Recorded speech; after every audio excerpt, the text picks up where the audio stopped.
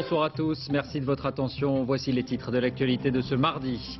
Les deux otages italiennes retenues en Irak ont été libérées. Simona Pari et Simona Torretta sont en bonne santé. Elles sont attendues cette nuit ou demain matin à Rome. Joie en Italie, soulagement pour Silvio Berlusconi. Une rançon d'1 million de dollars aurait été versée d'après la presse italienne. Bertrand Cantat est rentré en France pour purger sa peine. Il est arrivé ce matin, non pas à Paris, mais à Toulouse, un lieu tenu secret jusqu'au dernier moment. Le chanteur sera installé dans une cellule individuelle à la prison de Muret. La rentrée universitaire est le lancement d'une grande opération, un ordinateur par étudiant pour 1 € par jour. Il s'agit, selon le ministère de l'Éducation, de réduire ce qu'on appelle la fracture numérique. L'ultimatum de l'association UFC Que Choisir aux banques, virements, prélèvements, retrait d'argent. Il y aurait concertation entre les grands établissements pour surfacturer les prestations. L'association appelle à la mobilisation générale. Elle menace de porter plainte. Aux États-Unis, le kit ou double de John Kerry, c'est après-demain qu'aura lieu le premier débat entre le candidat démocrate et George Bush. Nous verrons que tout a été négocié au millimètre de la climatisation à la hauteur des sièges. Enfin, cette enquête policière qui remonte le cours de l'histoire, le tombeau d'Agnès Sorel, maîtresse du roi de France Charles VII au XVe siècle, a été ouvert. L'analyse des os du crâne va permettre de savoir si elle a été ou pas assassinée. C'est bien entendu l'information principale de cette fin d'après-midi. Les deux otages italiennes enlevées il y a 3 semaines en Irak ont retrouvé la liberté. Silvio Berlusconi lui-même l'a confirmé il y a 2 heures à la télévision. Le soulagement est intense. Il faut se souvenir que leur mort avait été annoncée la semaine dernière sur un site internet. Premières images de liberté pour les deux femmes. Elles viennent de nous parvenir. Elles sont commentées par Bernard Lebrun. 17h41, à Rome comme à Paris, 21 jours après, c'est encore une fois la première qu'Al Jazeera, la chaîne d'information qatari, qui annonce la libération des 2 Italiennes, Simona Pari et Simona Torretta, 29 ans toutes deux. Al Jazeera, les experts islamologues en Occident y verront sans doute une permanence. Et voici les toutes premières images de leur libération qui nous arrivent à l'instant de Bagdad. Une incroyable mise en scène, filmée plus tôt dans l'après-midi. Les 2 Simona sont totalement couvertes d'un voile et semblent porter dans ces cartons les effets personnels de leur détention. Puis elles se découvrent, semble-t-il, avec l'accord de leur accompagnateur. Apparaissent alors enfin, 21 jours après leur disparition, les visages souriants et dignes des 2 Simona.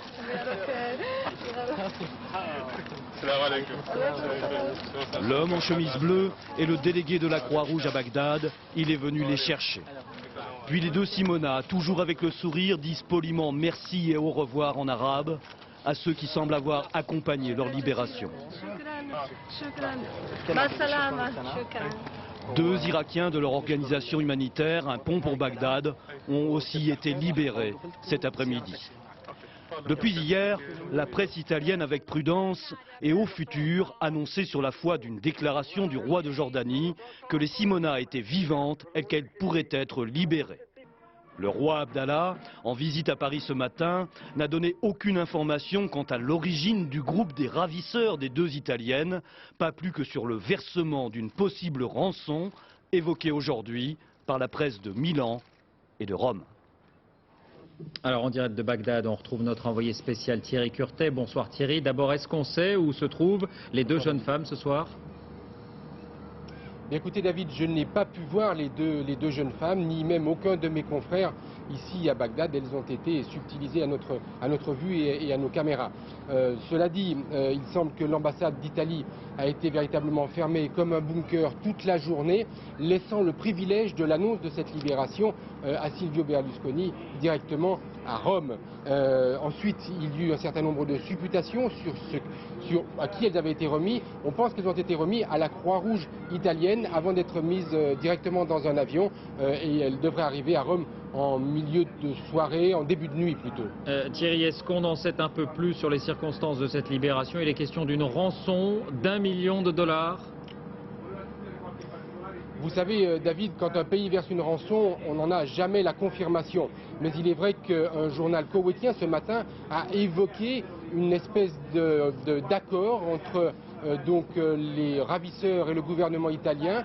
Ce journal koweïtien évoquait 500 000 $ versés avant la libération et 500 000 $ versés ensuite. Cela attesterait l'hypothèse de l'enlèvement crapuleux, mais un certain nombre d'éléments le lançaient déjà penser, notamment dans la façon dont ils avaient été enlevés. Ça a été une véritable opération militaire en plein centre de Bagdad, au milieu de leurs collaborateurs. Et puis ensuite, il y a eu un grand silence, aucune revendication, aucune vidéo, aucune revendication sérieuse ou politique, laissant la place au plus grand secret et donc aux négociations jusqu'à l'annonce de ce soir depuis Rome. Merci Thierry. Peut-être d'autres éléments sur ce sujet à Rome, justement, où nous serons dans un instant en direct. D'abord, Karine Comazzi et Giampiero Palombi ont vécu là-bas, aux côtés des Italiens, l'annonce de cette liberté retrouvée. La mère de Simona Pari vient d'apprendre la libération de sa fille. Elle salue les voisins, les journalistes, tous ceux qui depuis 3 semaines étaient inquiets sous son balcon. Le père jette quelques mots. Laissez-nous 1 minute pour réaliser. Dans les bras d'un membre de la famille, elle pleure de joie cette fois. C'est aussi le soulagement de tout un pays, à Rimini comme à Rome, les villes natales des deux Simones. C'est une nouvelle vraiment géniale, on est vraiment très contents, même parce qu'on a vécu vraiment un moment très difficile. Je crois que ça a été partagé par tout le monde en Italie. Au siège de l'association Un Pont pour, c'est l'euphorie. La confusion médiatique la plus totale règne.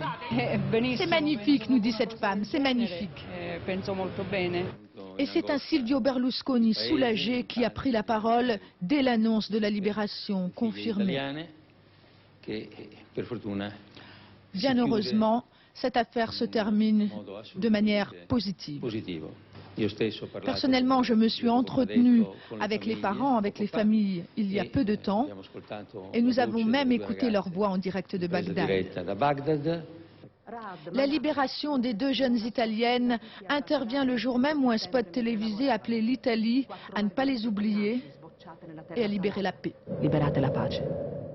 Karine Comazzi qu'on retrouve en direct. Bonsoir Karine. Les 2 jeunes femmes sont attendues donc cette nuit là-bas.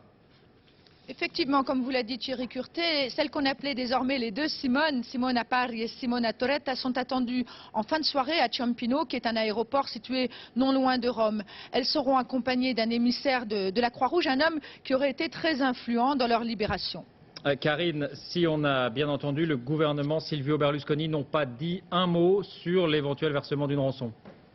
Effectivement, il n'a ni démenti ni affirmé la même chose. En revanche, Silvio Berlusconi n'a jamais caché, préféré la voie de la négociation à l'éventualité d'un assaut. La seule chose qu'il nous ait dite, c'est que son sous-secrétaire d'État a participé vivement aux négociations.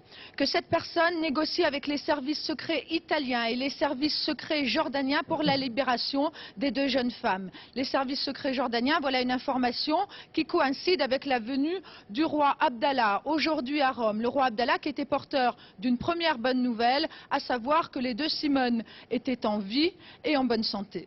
Merci Karine. Rappelons que Simona Torretta et Simona Pari sont âgées de 29 ans.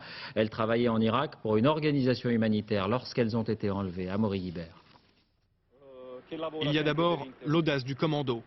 Une prise d'otage en plein jour, en plein cœur de Bagdad. Nous sommes le 7 septembre. Pour la première fois, des humanitaires sont pris pour cible. Simona Torretta et Simona Pari aux mains de la guérilla. Aussitôt, la quasi-totalité des ONG quittent Bagdad. Dans la ville, quelques enfants irakiens qui ont connu les Italiennes manifestent pour réclamer leur libération. En Italie, émotion et mobilisation. Des milliers de personnes sont dans les rues derrière les couleurs de la paix. Les 2 Simona, comme ils les appellent, forcent l'admiration de beaucoup d'Italiens. Ils exigent la liberté pour ces 2 jeunes femmes d'à peine 30 ans, engagées depuis des années dans l'humanitaire, travaillant à Bagdad pour une association pacifiste. Au sommet de l'État, les initiatives se multiplient pour leur libération. Silvio Berlusconi, ici avec le président irakien, et le chef de la diplomatie italienne, Franco Frattini, en tournée au Moyen-Orient. Mais les jours passent sans signe positif. Bien au contraire, la semaine dernière, un communiqué diffusé sur Internet va même jusqu'à affirmer que les 2 otages ont été exécutés. Il y a des doutes sur l'authenticité de cette information, mais en Italie, l'attente devient insupportable. Hier, l'ONG qui employait les Italiennes a diffusé ce clip. Des fleurs comme symbole et un message simple: libérez la paix. Ce soir, cette libération est saluée dans toutes les capitales européennes, notamment à Paris. C'est un signe encourageant, vient de déclarer un porte-parole du ministère des Affaires étrangères. Et puis Jean-Pierre Raffarin s'est exprimé lui aussi, on l'écoute. C'est une joie, c'est pour nous un espoir, mais nous avons toujours au cœur une immense inquiétude pour nos deux compatriotes. Donc je suis naturellement très prudent face à cette bonne nouvelle, mais prudence. Voilà, il ne faut pas oublier bien sûr que des groupes irakiens détiennent encore plusieurs otages, et notamment des Occidentaux, et bien sûr nos deux confrères Christian Chesneau et Georges Malbruno. Florence Bouquilla. Cela fait 39 jours que Georges Malbruno et Christian Chesneau, ainsi que leur chauffeur syrien, ont été pris en otage en Irak. Le dernier communiqué attribué à l'armée islamique en Irak, le groupe qui les retient prisonniers, a été publié il y a 10 jours sur un site internet islamique. Les auteurs de ce communiqué y affirment que les deux journalistes sont en bonne santé et qu'ils les utilisent dorénavant pour, je cite, rendre compte des attaques de la résistance. Depuis, le gouvernement français se dit prudent, mais un peu plus optimiste. Le gouvernement français analyse aussi positivement la libération hier de ce diplomate iranien, car Feridoun Jahani a aussi été enlevé par l'armée islamique en Irak. C'était le 4 août sur la route entre Bagdad et Karbala. Le diplomate est apparu hier à l'ambassade d'Iran de Bagdad. Les preneurs d'otages avaient une exigence politique, que les prisonniers de guerre irakiens en Iran soient échangés contre moi. Quand ils ont admis qu'il n'y a pas de prisonniers irakiens en Iran, ils m'ont libéré. Selon le diplomate, aucun marché n'aurait été conclu avec ses ravisseurs, mais on ignore tout des détails concernant sa libération. Toujours aucune nouvelle par contre de ce Britannique, Kenneth Bigley, enlevé le 16 septembre dernier à Bagdad, et pour qui le monde entier s'inquiète. Car Kenneth Bigley a été enlevé par l'un des groupes les plus sanguinaires, celui du Jordanien Abu Musab al-Zarqawi, responsable de la décapitation des deux Américains, Eugene Armstrong et Jack Hensley, enlevés avec l'otage britannique. En Irak, la vie d'un otage dépend sans doute d'abord du profil et des convictions de ses ravisseurs. Oui, Thierry Tullier nous a rejoint. Bonsoir Thierry, car la question, bien sûr, vient immédiatement à l'esprit. La joie d'une libération rappelle aussi l'attente qui se prolonge, notamment pour nos deux confrères. Oui, c'est vrai, la situation est totalement différente, évidemment, entre celle des deux otages français, de leur chauffeur syrien, et la situation donc des anciennes otages italiennes. D'abord parce que les ravisseurs ne sont pas les mêmes. Dans le cas des italiennes, il faut savoir que le mode opératoire ressemblait finalement à celui des anciens réseaux baasistes, un enlèvement en plein cœur de Bagdad. Il n'y a eu aucune revendication politique, le groupe n'a pas été à proprement parler identifié. On est loin en fait évidemment de l'armée islamique en Irak, et même si ce soir, vous l'avez dit, le Quai d'Orsay dit qu'il s'agit d'un signe encourageant, on insiste surtout ce soir à Paris sur deux mots: la discrétion et la patience pour espérer une issue positive. Et puis quand même un dernier mot, David, il faut vous rappeler qu'il y a encore une trentaine d'otages étrangers entre les mains des différents groupes irakiens. Merci Thierry, voilà ce qu'on pouvait dire ce soir sur cette libération. Si vous nous rejoignez, je vous rappelle donc que les deux jeunes femmes italiennes enlevées le 7 septembre dernier ont été libérées. Images diffusées par Al Jazeera de ce bonheur retrouvé. Les deux italiennes avec sans doute un représentant de la Croix-Rouge. Nous restons bien sûr en liaison avec Bagdad et Rome tout au long de ce journal en cas de nouveaux développements. Actualité judiciaire maintenant en France. Nous l'annoncions hier, Bertrand Cantat est donc rentré. On l'attendait à Paris, c'est à Toulouse qu'il a finalement atterri. C'est là qu'il va purger sa peine. Zindine Boudaoud et Yvan Martinet. Sous très bonne escorte, Bertrand Cantat est ramené en France. 3 fonctionnaires de l'administration pénitentiaire sont venus le chercher à Vilnius. Bien malgré lui, le chanteur de Noir Désir tient encore la vedette. Bertrand Cantat laisse derrière lui la Lituanie où la justice l'a condamné à 8 ans de prison pour le meurtre de Marie Trintignant. Après une escale à Amsterdam pour brouiller les pistes et semer les journalistes, l'appareil où se trouve le chanteur se pose à Toulouse-Blagnac.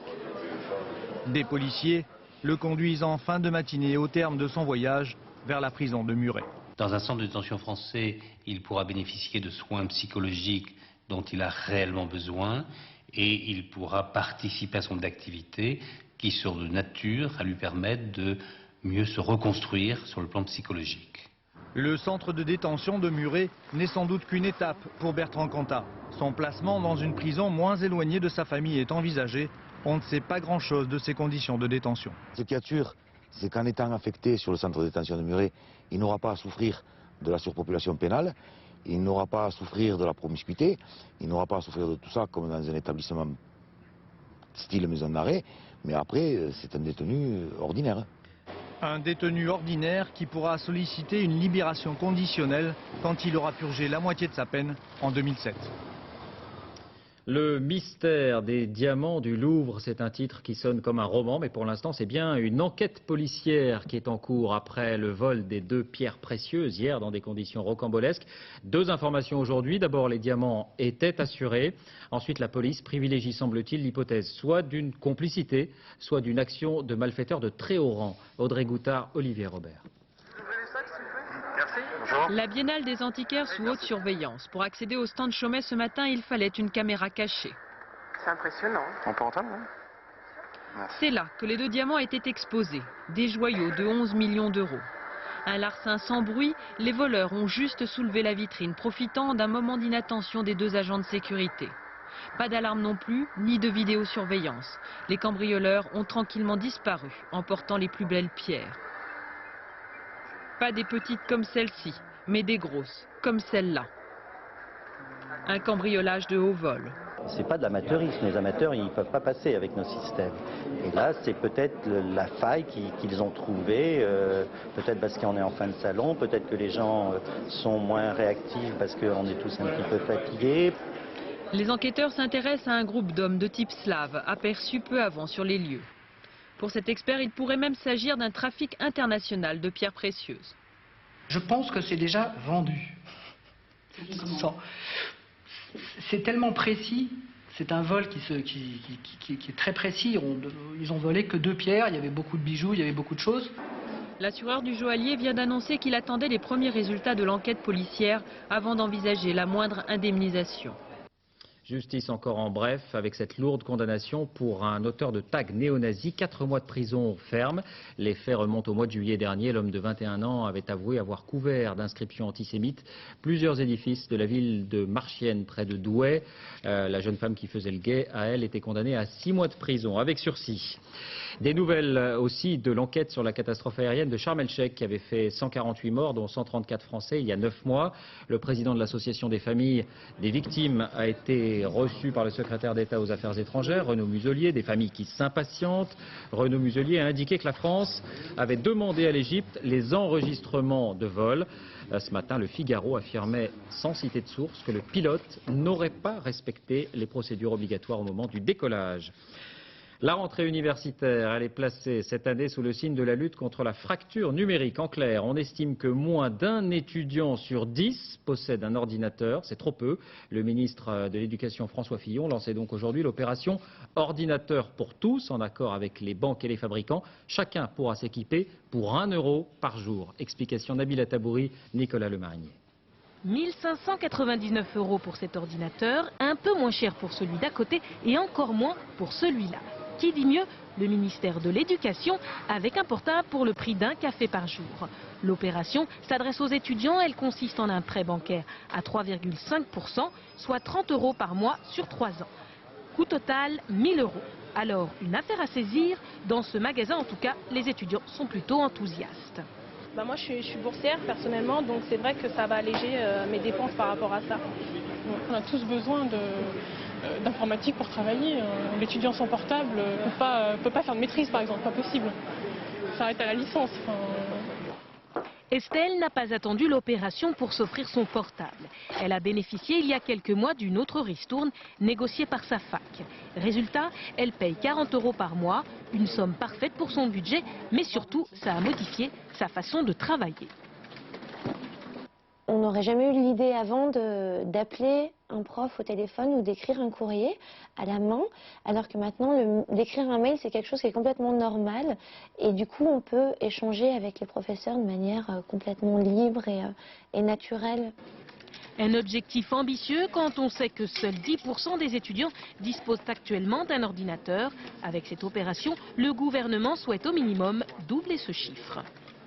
L'économie avec la croisade, il n'y a pas d'autre mot, de l'association de consommateurs UFC Que Choisir contre les tarifs des banques, des tarifs jugés exorbitants sur les virements, les prélèvements, les retraits d'argent. L'UFC menace même de porter plainte. Elle en appelle au pouvoir public. Peggy Leroy, Elisabeth Esley.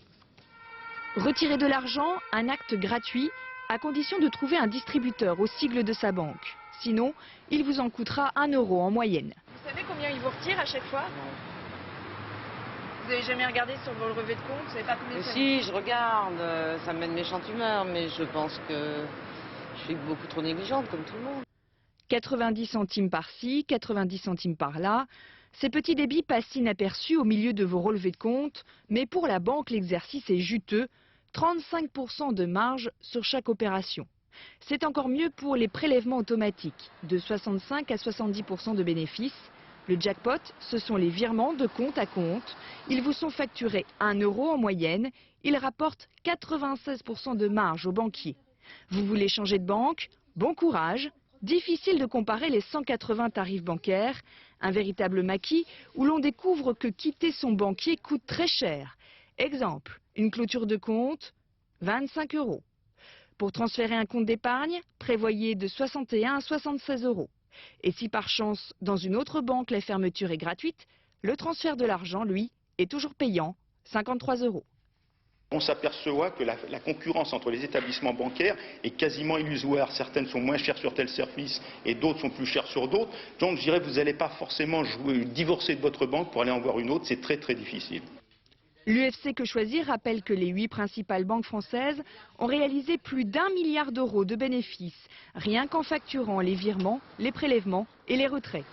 Aucun de ces établissements n'a souhaité répondre à nos questions aujourd'hui. L'actualité sociale avec le sort de Perrier. Hier, la CGT levait son opposition au plan de pré-retraite. Et bien, après une journée d'hésitation, le groupe Nestlé annonce finalement, en conséquence, qu'il restera propriétaire de la marque, que le plan sera mis en œuvre. En revanche, il n'y aura pas de nouveaux investissements sur le site de Vergès dans le Gard si la productivité ne s'améliore pas. C'est ce que déclare Nestlé. Autant dire que le climat reste tendu ce soir entre l'actionnaire et les salariés, en particulier la CGT. Autre secteur en difficulté, les liaisons maritimes entre la Grande-Bretagne et le continent, France, Belgique ou Pays-Bas. Le groupe britannique P&O annonce la suppression de 1200 emplois, dont 140 en France. Visiblement, les ferries sont au creux de la vague. La concurrence de l'Eurostar et des compagnies aériennes à bas coût fait des ravages. Stéphane Despinois à Marianne Masse. Jusqu'à présent, P&O exploitait 8 ferries entre Calais et Douvres. 2 vont être retirés. Côté français, 70 postes de navigants seront supprimés et 800 de l'autre côté de la Manche. L'armateur britannique invoque la concurrence des compagnies aériennes à bas coût, mais aussi la hausse des taxes sur le tabac en France. Il y a un changement aussi dans la façon de voyager des Anglais. Les Anglais venaient énormément en excursion ici de ce côté pour l'alcool, pour les cigarettes. L'augmentation des cigarettes a fait aussi disparaître ce type de clientèle. Donc il y a toute une modification, un changement dans le type de clients que nous avons à bord des navires. Le temps des traversées à 1 livre, l'aller-retour dans la journée pour remplir son coffre, c'est donc révolu. Des ferries remplies à 30% et les ventes à bord qui sont en chute libre. Pour l'essentiel, les Français ont trop augmenté les taxes sur les cigarettes. Ça a donc affecté le trafic passager et donc les ferries, parce que les gens venaient vraiment pour ça. Et il y a aussi la concurrence de Sea France, la compagnie française, parce que nous, nos bateaux, ils ne sont pas subventionnés. À Cherbourg, P&O a décidé la fermeture de son agence qui employait 64 personnes. À l'avenir, au départ du Cotentin, la compagnie maritime ne desservira plus ni Portsmouth ni l'Irlande. P&O délaisse ainsi l'activité passager pour se recentrer sur le trafic marchandises. C'est aujourd'hui la journée nationale contre l'enfance maltraitée. Coups, négligence, abus sexuels parfois, le nombre d'enfants en danger est en augmentation d'après la ministre de la Famille, Marie-Josée Roy, qui veut ouvrir un grand débat public pour encourager notamment chacun à signaler les cas de mauvais traitement dans son entourage. Voici les chiffres officiels. 86 000 enfants sont considérés comme étant en danger d'après les catégories établies par l'Observatoire de l'action sociale, c'est-à-dire que leur situation présente un risque réel, et 18 500 d'entre eux ont effectivement été maltraités. Les méthodes d'accueil sont en train de changer. Le lien avec les parents, par exemple, même après une condamnation, il a longtemps été privilégié. Eh bien aujourd'hui, certains pédopsychiatres estiment que dans certains cas, il faut couper tout contact et envisager par exemple l'adoption. Exemple à l'hôpital de Saint-Étienne, Laetitia Legendre, Catherine Juste. C'est un rendez-vous précieux pour Catherine, le même rituel tous les mois. En compagnie d'une éducatrice, elle rencontre sa mère, une demi-heure, pas plus. Abandon, manque de soins. Avec sa sœur, elle a été retirée à ses parents alors qu'elle n'avait que quelques mois. Pendant cette visite, il faut retisser une relation déjà fragile.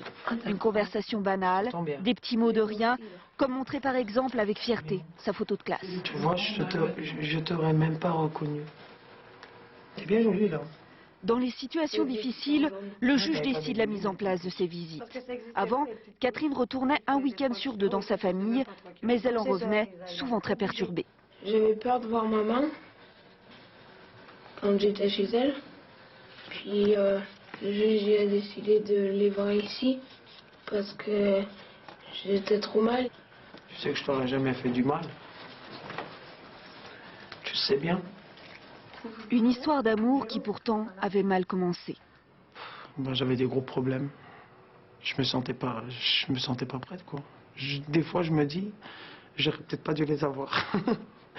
Bon maintenant, plus maintenant, je me dis plus cette phrase maintenant, mais c'est ce que je me dis au début, c'est ce que je me disais au début. Le fait qu'elles soient en famille d'accueil, ça a été facile pour vous à accepter? Non. C'est vrai que bon, des fois quand j'entends mes filles, elles disent maman nounou. C'est vrai que c'était dur parce que bon, ça a été le premier mot qu'elles ont prononcé, c'était maman. Et c'était pas moi qu'elles le disaient quoi. Pour Catherine et sa sœur, le bilan est positif. Des résultats scolaires en net progrès, moins de cauchemars. Même si au départ, comme beaucoup d'enfants, l'adolescente n'a pas compris pourquoi elle vivait loin de sa mère. Il l'aime comme on aime un Dieu. En même temps, on l'adore, on le craint, et en même temps, il est terrifiant ce Dieu. On a vu des enfants réclamer leurs parents, et quand ils se trouvaient, ou quand il allait y avoir une rencontre avec eux, ils étaient complètement terrifiés, ils pouvaient avoir des cauchemars pendant 2 ou 3 semaines. Et pourtant, l'enfant nous réclamait de voir ses parents. En général, on préfère épauler les parents défaillants et maintenir à tout prix le lien avec les familles. Mais pour certains professionnels, dans des cas extrêmes, l'adoption semble la meilleure solution. Quand les parents ne peuvent pas évoluer et quand leur enfant va mal, je pense qu'il faut soit séparer l'enfant en maintenant des contacts, mais des contacts, soit l'enfant retourne chez les parents, soit des visites médiatisées, soit quand on a des parents très négligents qui ne viennent pratiquement pas voir leur enfant, je pense qu'il faut leur donner la chance d'être adoptés. Ce pédopsychiatre n'a qu'un objectif, préserver avant tout l'intérêt de l'enfant, lui permettre de se construire, loin de chez lui certes, mais dans une ambiance familiale. L'enquête sur les cas de mauvais traitement aux personnes âgées, cette fois dans une maison de retraite à Arras, le juge chargé du dossier a décidé d'exhumer le corps de la pensionnaire qui aurait succombé à ces violences. L'actualité à l'étranger, d'abord un mot du dernier bilan du passage de la tempête tropicale Jeanne sur Haïti. Il a été porté officiellement à 2400 morts aujourd'hui. Aux États-Unis, le qui tout double de John Kerry, c'est après-demain qu'aura lieu le premier débat entre le candidat démocrate et George Bush. Il sera consacré à la politique étrangère. Vous allez voir que tout a été négocié au millimètre, de la climatisation à la hauteur des sièges. Alain Chalbron, à Washington. Comme 2 boxeurs à la veille d'un match, les 2 candidats ont passé leurs derniers jours avant le débat à déstabiliser l'adversaire. On frise l'insulte et on manie l'humour. Et à ce petit jeu, c'est Bush le meilleur. C'est difficile de préparer ce débat avec un adversaire qui change tout le temps d'avis sur la guerre contre le terrorisme.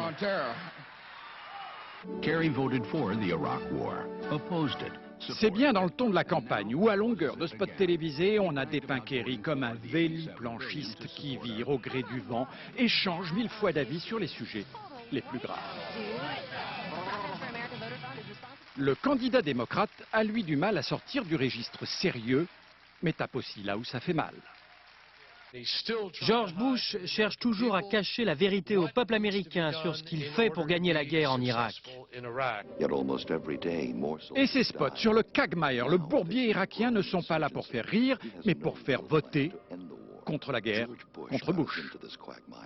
Et sur place, à Miami, les équipes des deux candidats veillent à ce que les 32 pages des règles du jeu laborieusement établies la semaine dernière soient scrupuleusement respectées. Cela va de la température ambiante qui ne devra pas être trop élevée pour que John Kerry, qui a une tendance à transpirer, ne s'éponge pas comme Nixon en 1960, jusqu'aux angles des caméras qui ne devront pas faire apparaître George Bush plus petit que son adversaire. On comprend que les deux camps aient tenu ainsi à couper les cheveux en quatre. Pour John Kerry, à la traîne dans les sondages, c'est tout simplement la dernière chance de remonter son handicap. Et pour George Bush, il est essentiel de conserver son avantage. Journée importante aussi pour Tony Blair en Grande-Bretagne. Le Premier ministre intervenait au congrès annuel de son parti, le Labour. Il a répété sa conviction sur l'Irak. Le monde est un endroit plus sûr avec Saddam Hussein en prison. En revanche, le chef du gouvernement a concédé une nouvelle fois qu'il pouvait s'excuser pour les informations sur les armes de destruction massive qui se sont révélées fausses. Enfin, notez que son discours a été chahuté et même interrompu à 2 reprises. D'abord par un manifestant anti-guerre, cela a provoqué un sourire du côté de Tony Blair, ensuite par les partisans de la chasse à courre aux renards. Le cours du pétrole a franchi un nouveau sommet aujourd'hui, 50,5 $ le baril à New York. C'est un record absolu. L'OPEP tente de réagir. L'Arabie Saoudite a décidé d'augmenter sa production de 15%. Et du pétrole, on passe au plutonium. 2 bateaux américains, vous le savez, sont en route vers Cherbourg, avec à bord 140 kg de déchets à retraiter en France. Pour Greenpeace, c'est un risque considérable. L'association a bien l'intention de harceler le convoi. Dorothée Cochard, Olivier Robert. Le bateau de Greenpeace, l'Esperanza, a quitté le port de Cherbourg ce midi. À bord, une vingtaine de militants écologistes qui entendent bien protester contre la venue de ce navire et du navire jumeau qui l'escorte. À bord, 140 kg de plutonium militaire américain, 140 kg qui seront ensuite acheminés à La Hague, puis enfin à Cadarache, soit près de 1000 km de route. Et ce dans des camions semblables à ceux-ci. Trop dangereux, dit Greenpeace, des terroristes pourraient facilement les attaquer. L'association écologiste se fonde, entre autres, sur une étude rendue publique aujourd'hui. On y fait état de tests réalisés sur des containers FS-47, c'est-à-dire les containers qui protègent les boîtes de plutonium. Un test qui montre la vulnérabilité du FS-47 en question, en cas de tir d'une roquette, par exemple. Un tir de roquette perforerait ces containers et entraînerait un relâchement de plutonium inacceptable du point de vue de la santé publique. Conséquence, non pas un champignon atomique, mais la propagation dans l'air de poudre de plutonium et quelques centaines de victimes du cancer par inhalation de cette poudre. Mais cela, c'est un scénario catastrophe, un scénario qui ne tient pas la route, selon Areva, l'ex-commissariat à l'énergie atomique. Le système d'emballage se présente sous forme gigogne, c'est-à-dire qu'il y a l'emballage initial et ensuite un certain nombre de containers complémentaires qui vont aller jusqu'à la coque supérieure, blindée. Multiples couches de protection pour les camions comme pour les bateaux d'ailleurs et sécurité renforcée. Les forces spéciales britanniques sont en ce moment à bord. La cargaison et son escorte devraient arriver samedi. Santé et la grippe aviaire, l'Organisation mondiale de la santé évoque un probable cas de contamination d'humain à humain. Ce sera la première fois. Il s'agit d'une mère de famille thaïlandaise. Elle est morte peu après sa fille alors qu'elle prenait soin d'elle dans un hôpital. Le virus pourrait donc avoir muté, mais l'OMS reste prudente. Les résultats des analyses ne seront connus qu'à la fin de la semaine. Quand une enquête policière remonte le temps, le tombeau d'Agnès Sorel, maîtresse du roi de France Charles VII au XVe siècle, a été ouvert aujourd'hui. L'analyse des os du crâne va permettre de savoir si elle a été ou pas empoisonnée. Caroline Gauthier, Mathias Sebou. Agnès Sorel, un nom à consonance poétique pour une maîtresse royale, devenue au fil du temps un personnage historique, presque une sainte. Au XVe siècle, le roi Charles VII, ébloui par sa beauté, la prend pour favorite. La belle Agnès et ses corsages très décolletés entrent dans l'histoire. Plus de 500 ans plus tard, oublié le romantisme, on ouvre son tombeau. L'heure est venue d'apporter à l'histoire une vérité scientifique. Il faut que je ne touche personne avec ça, sinon ça ne sert strictement à rien. Et vous cherchez quoi exactement? Des morceaux d'ossement. Alors vous allez ouvrir la boîte, s'il vous plaît. C'est un os spongieux avec un morceau de cortical. Normalement, il doit y avoir une bonne quantité d'ADN à l'intérieur qui doit nous permettre de faire les analyses. Un premier prélèvement réalisé sur place. Ensuite, les restes d'Agnès Sorel, comme son crâne presque intact, seront analysés à l'hôpital de Lille. On va essayer à partir de ces prélèvements osseux ou sur des dents, si jamais on a la chance d'en trouver, ou même des reliques de cheveux, on va essayer de déterminer s'il y a eu une intoxication, un empoisonnement par du plomb, de l'arsenic ou un poison organique. Deuxième étape, la reconstitution en 3 dimensions du visage d'Agnès Sorel, comme ici pour la reine Néfertiti. Juste histoire de vérifier si la maîtresse du roi était aussi belle que ce que le voudrait la légende. Je pense que le mythe ne tombera jamais. L'Agnès Sorel réelle, authentique, celle qui a vécu ici dans ces murs, c'était une femme exceptionnellement belle, exceptionnellement fraîche, intelligente, brillante. Donc ça ne changera pas. Dans quelques mois, la science parlera. C'est elle qui aura donc le mot de la fin dans l'histoire de la belle Agnès. L'environnement avec une invasion préoccupante en Aquitaine. Une grenouille menace l'équilibre de la faune et de la flore. La grenouille taureau, particulièrement vorace, elle a été importée presque par accident des États-Unis dans les années 60. Correspondance David Bazier, Philippe Dumail. Pour les grenouilles, cela ressemble à une première médicale. L'installation sous anesthésie générale d'un émetteur radio. Le calant sous la paroi musculaire. Pour cet écologue, l'opération va permettre de percer le secret d'une invasion. Celle de la grenouille taureau, ce batracien géant venu d'Amérique, se répand dans le sud-ouest de la France et détruit les espèces locales. Est-ce qu'elle se déplace pour aller se reproduire? Est-ce qu'elle se déplace par les fossés, en traversant des prairies, le long des routes? Que des questions, car rien ne semble arrêter la grenouille taureau. Dans les années 60, une dizaine d'individus ont été introduits dans un étang privé. Aujourd'hui, elle occupe 3 départements d'Aquitaine. On retrouve même ces énormes têtards dans des bassins d'usines. C'est un puissant fond, quoi. C'est quelque chose qui, plus t'en enlèves, plus il y en a. Christophe Cohic est le naturaliste qui a convaincu la région aquitaine d'entreprendre l'éradication de l'animal, car la grenouille taureau avale tout cru les amphibiens locaux. On voit bien la différence de taille. La grenouille verte, c'est un prédateur qui est lui-même prédaté. Sauf qu'ici, on a un super prédateur qui est très peu prédaté. 3 jours après l'opération, les grenouilles porteuses d'émetteurs sont relâchées. Pendant 16 mois, elles seront suivies à la trace. En comprenant le mécanisme de colonisation, on pourra définir les zones sensibles où elles risquent de se propager et donc définir un périmètre d'éradication. Si la technique fonctionne, on espère s'en servir contre d'autres invasions, écrevisses de Louisiane, tortues de Floride ou Jussie, la plante d'aquarium qui étouffe les marées. La combinaison grenouille taureau, écrevisse de Louisiane, plus black bass, plus des plantes, ben oui, il y a une modification du milieu, oui, il y a disparition d'espèces autochtones. L'éradication de la grenouille taureau devrait débuter en 2007. Jusqu'à présent, seule l'Angleterre y est parvenue. Les sports, après la performance, la fête. Les 48 médaillés olympiques d'Athènes étaient à l'Élysée aujourd'hui. Jacques Chirac leur a remis la Légion d'honneur ou l'Ordre du Mérite. Le chef d'État qui a aussi affirmé sa totale détermination, je le cite, à faire gagner Paris pour l'organisation des JO 2012. Bonne performance aussi pour les Français aux Paralympiques. L'édition est terminée et pour la France, c'est le 9e rang avec 74 médailles, dont 18 en or. Et comme pour les JO, c'est la Chine qui a dominé la compétition, 141 médailles, dont 63 en or. Les meilleures images à Athènes, Christophe Duchiron, Frédéric Basile.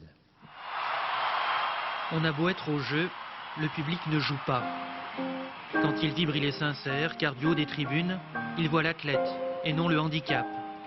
Sur le podium, il voit l'émotion. Et sur la piste, des performances et des exploits. Les Jeux paralympiques n'ont rien d'une manifestation charitable pour sportifs diminués. Les Jeux paralympiques, Assia Elhanouni ne pensait qu'à ça, et ses premiers Jeux, elle ne les oubliera pas. 23 ans malvoyante, avec ses 2 guides en athlétisme, 4 courses, 4 médailles d'or, 4 records du monde. C'était hier le 400 mètres. Ah non, là je pouvais pas espérer mieux, et puis là c'était le grand final parce que 53-67, c'est-à-dire que je suis à la hauteur des athlètes valides et je suis trop contente quoi. Les Français, à défaut d'avoir parfaitement réussi, n'ont pas raté leur jeu. 9e au classement des nations, ils étaient 7e à Sydney il y a 4 ans. Cette fois, 74 médailles de gagnées, dont 18 en or. Ce qui n'est pas grand-chose comparé aux Chinois, qui étaient décontractés au moment de la cérémonie d'ouverture. 11 jours plus tard, la Chine écrase la concurrence et domine les Jeux. 141 médailles, 63 en or, une autre dimension. Pour les Jeux de Pékin, je ne veux pas dire qu'on ira pour ramasser les miettes, mais que ça ne sera pas facile d'arracher d'une médaille d'or, car Il faut savoir qu'ils ont en Chine 60 millions de personnes handicapées. Donc là, vous avez un réservoir énorme. Énorme, le record du monde de l'américain Shirley qui court le 100 mètres avec une prothèse en 11 secondes et 8 centièmes. Énorme, les plus grands Jeux paralympiques jamais organisés. Énorme la flamme qui s'éteindra ce soir et se rallumera à Pékin en 2008. Image des obsèques de Françoise Sagan cet après-midi dans le Lot à Seuzac, près de Cajar, où elle a passé une partie de sa jeunesse. Et conformément aux vœux de l'écrivain, il n'y a pas eu de cérémonie religieuse. Seule une centaine de proches assistaient à l'inhumation. Françoise Sagan, vous le savez, est morte vendredi dernier. Elle avait 69 ans. Du cinéma, pour terminer, avec les premiers pas d'actrice d'Adriana Carambeu. Le mannequin partage l'affiche avec Gérard Jugnot dans 3 petites filles. Une performance plutôt convaincante. Pascal Deschamps, Didier Rancœur. Tresse, casserole et tablier, voici le premier personnage de cinéma d'Adriana Carambeu, une gogo-danseuse mariée à Gérard Jugnot, son impresario. 2 noms au générique qui font causer, même s'ils n'ont pas les 2 rôles principaux. Car les 3 petites filles racontent l'histoire de 3 adolescentes en fugue que le couple va finir par prendre sous son aile. Laetitia, explique-lui, je vais m'énerver. Comment tu t'appelles? Lucie. Je suis sûre qu'on va trouver un arrangement toutes les 2. C'est le réalisateur Jean-Louis Hubert, à gauche, qui a eu l'idée de lui donner son premier rôle après l'avoir vu dans un clip publicitaire et de former ce couple inattendu.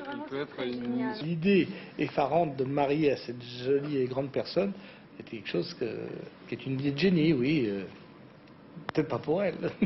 J'ai proposé le personnage à Laetitia Casta, qui m'a même pas répondu d'ailleurs, c'est pas grave, parce que je me félicite qu'elle ait pas répondu, franchement, parce qu'Adriana est tellement confondante, quoi. Vous allez être nouée, elle est sublime d'émotions.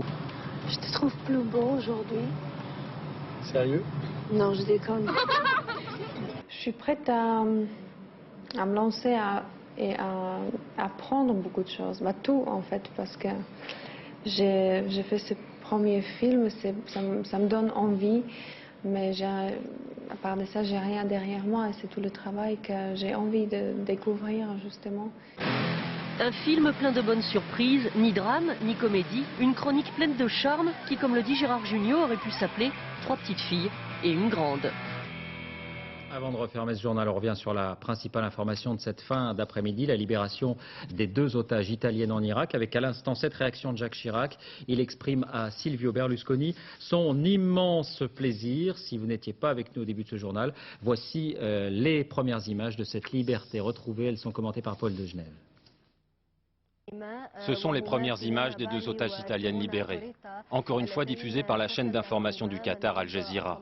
La nuit tombe sur Bagdad, Simona Pari et Simona Toretta sont voilées et semblent porter dans ces cartons les effets personnels de leur détention. Puis elles se découvrent. Apparaissent alors, 21 jours après leur disparition, les visages souriants des 2 Simona. Elles sont accueillies par l'homme à la chemise bleue, le délégué de la Croix-Rouge à Bagdad.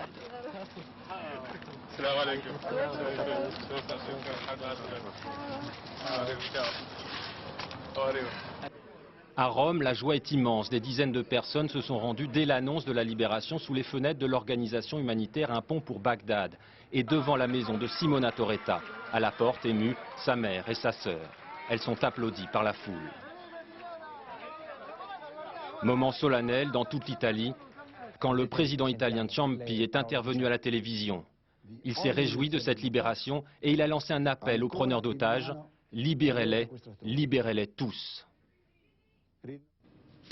C'est la fin de ce journal. Merci de l'avoir suivi. Tout de suite la météo. Nathalie Riouet, 20h55, cinéma. Ma meilleure ennemie, Julia Roberts, Suzanne Sarandon. 1h moins 20, dernier journal, Laurence Piquet. On se quitte sur ces images du Taj Mahal. C'est le 350e anniversaire du monument indien, considéré comme l'une des 7 merveilles du monde.